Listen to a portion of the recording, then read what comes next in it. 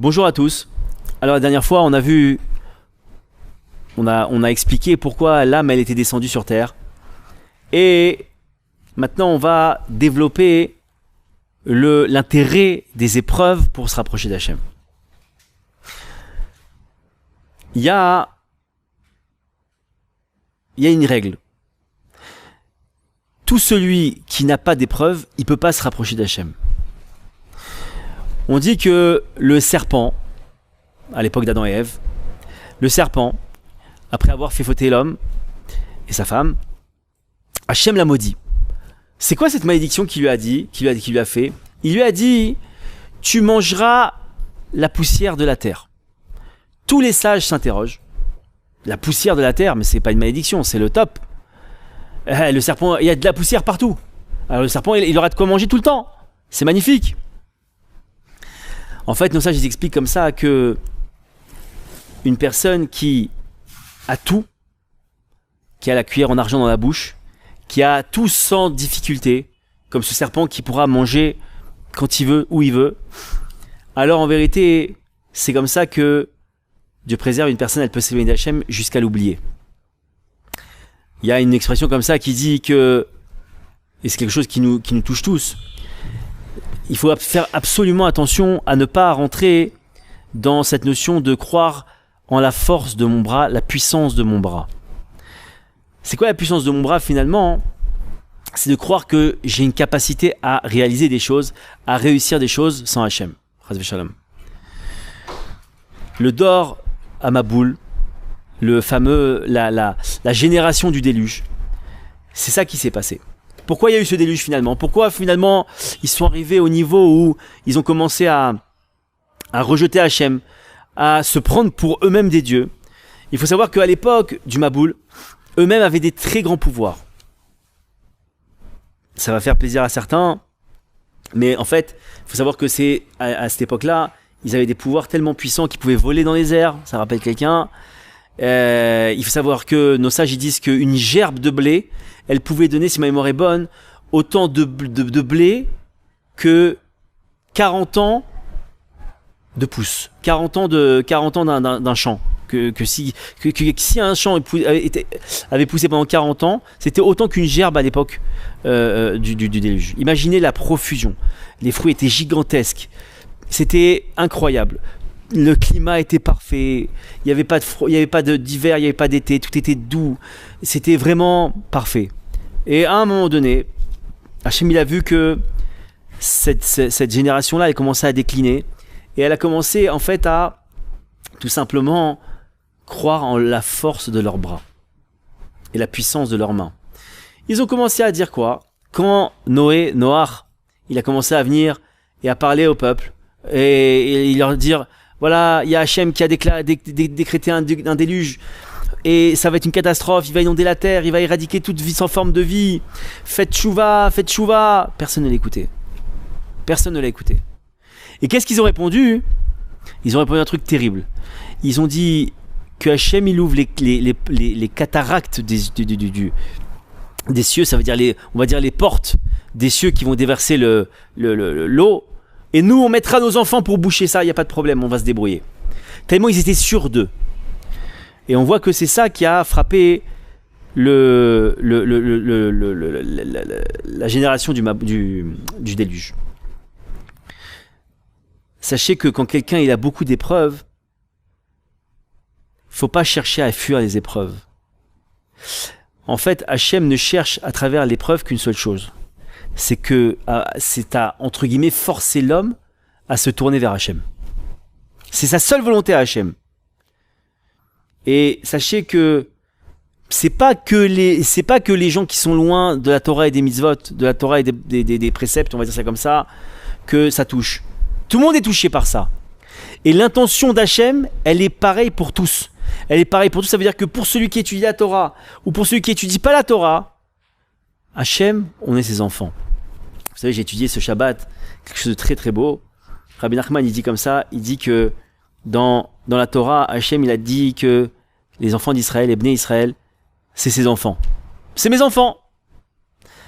Et il dit comme ça que, en vérité, en disant ça, Hachem, il a scellé quelque chose avec le peuple juif. Et en vérité, il a fait que, pour l'éternité, on est ses enfants. C'est un message d'espoir extraordinaire parce que Rabbi Nachman, il nous dit comme ça que, quoi que t'aies fait,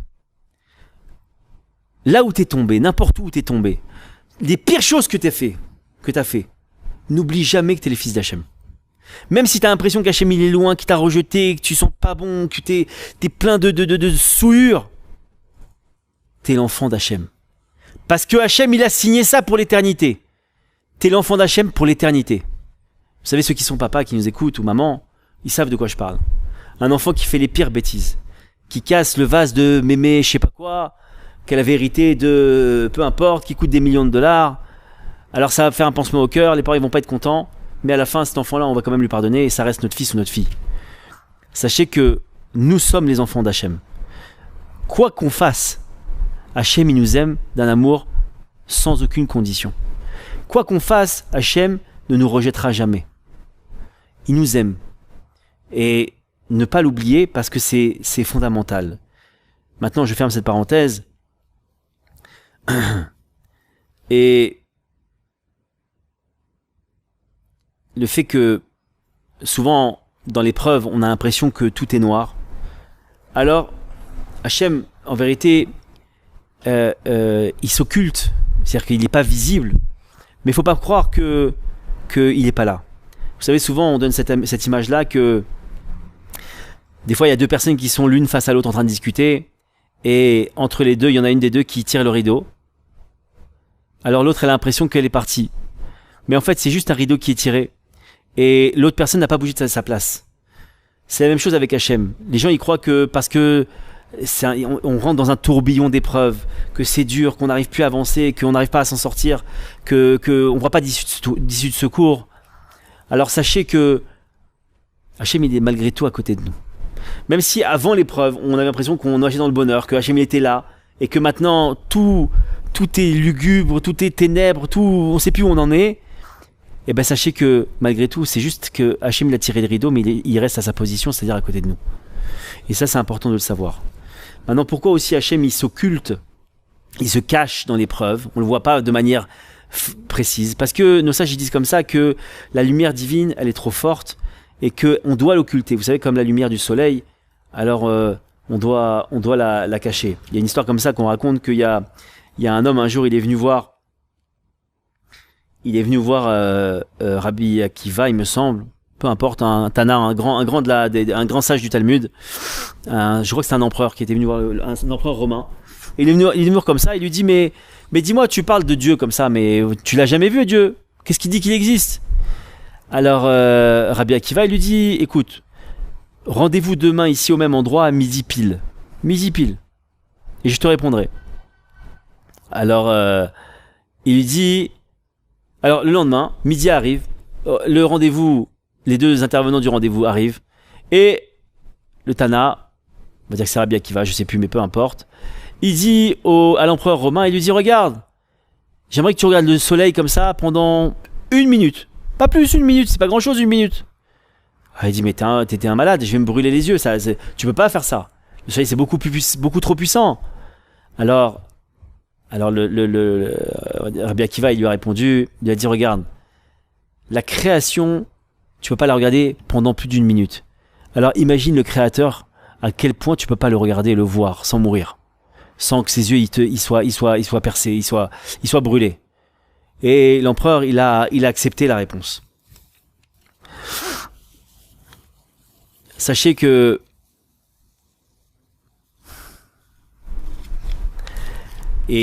à chaque épreuve qu'on passe, on s'habitue à un peu plus de la lumière divine. C'est ça qui est extraordinaire. C'est ça aussi la chose extraordinaire, et on va finir sur ça, que pardonnez-moi, que l'épreuve elle apporte. L'épreuve, elle permet de s'habituer à la lumière divine. En fait, imaginez que, je reprends le soleil, mais peut-être une autre lumière moins forte, au fur et à mesure, ou même peut-être l'obscurité, on va parler de lumière, mais peut-être l'obscurité, on voit qu'à un moment donné, les yeux, au fur et à mesure dans l'obscurité, au début on voit rien, Et au fur et à mesure, on voit que les yeux commencent à s'habituer à l'obscurité. Et on commence à voir des choses, à distinguer des choses dans la pièce. Alors qu'au début, on voyait rien. Et en fait, il faut comprendre que c'est une habitude que prennent les yeux. Eh bien, il faut savoir que chacune des épreuves, elle nous amène à connaître un peu plus Hachem, à nous habituer à cette lumière divine et à passer l'épreuve avec beaucoup plus de force. Alors, Be'ezrat Hachem, que chacun on se renforce par rapport à ça, que chacun on se renforce en n'oubliant pas qu'on est les enfants d'Hachem, que Hachem il nous aime d'un amour infini, que chaque épreuve elle a son utilité, et l'utilité principale, si on peut dire, c'est de s'habituer à la lumière divine, pour que tout simplement à chaque fois on voit de plus en plus et de mieux en mieux et on distingue de plus en plus Hachem. Alors Be'ezrat Hachem, qu'on passe les épreuves avec brio et qu'on puisse retirer un jour des lunettes de soleil. Amen Ken Yeratzon.